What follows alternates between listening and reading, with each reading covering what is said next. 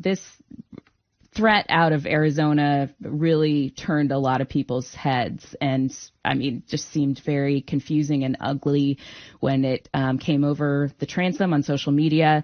This is something that was posted by Republican Representative John Gillette, who was apparently scrolling and somehow came across a video of you doing one of your resistance lab trainings, talking about protesting the Trump administration policies. And this state representative from Arizona was so upset that he posted on X, quote, "Until people like this that advocate for the overthrow of the American government are tried, convicted, and hanged, it will continue."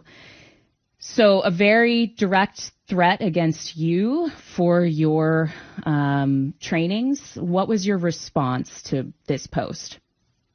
Well, Libby, I put out a statement and encourage people to read it, because this is not only unacceptable, appalling, and dangerous for me and for my family.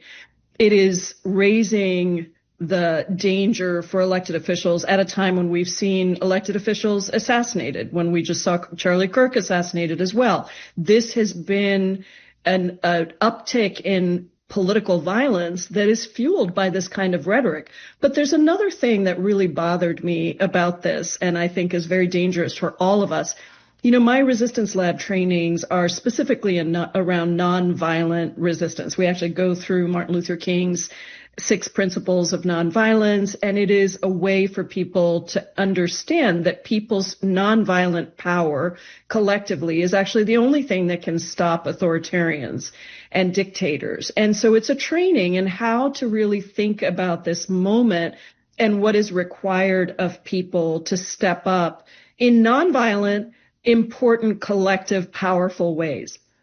So it is really giving power to people and emphasizing nonviolent resistance. And to me, this obsession that Fox News and the conservative media has about my resistance lab trainings, you know, they've done an 8-minute segment on Fox News on it. They continue to try to make it seem like it's about violence, but they can't find anything in the resistance lab trainings that advocate for violence or overthrow. It is all part of the suppression of any legitimate nonviolent protest and dissent, which is actually the only way that we can save our democracy today, is through getting people to understand that the institutions of power that should be checking and balancing, an authoritarian leader, that those institutions have been overtaken largely, not completely, but largely, and that people's power is really the thing that can help us. And so, I think it's disturbing for a number of reasons, and obviously my personal safety is an important one, and we're paying a lot of attention to that.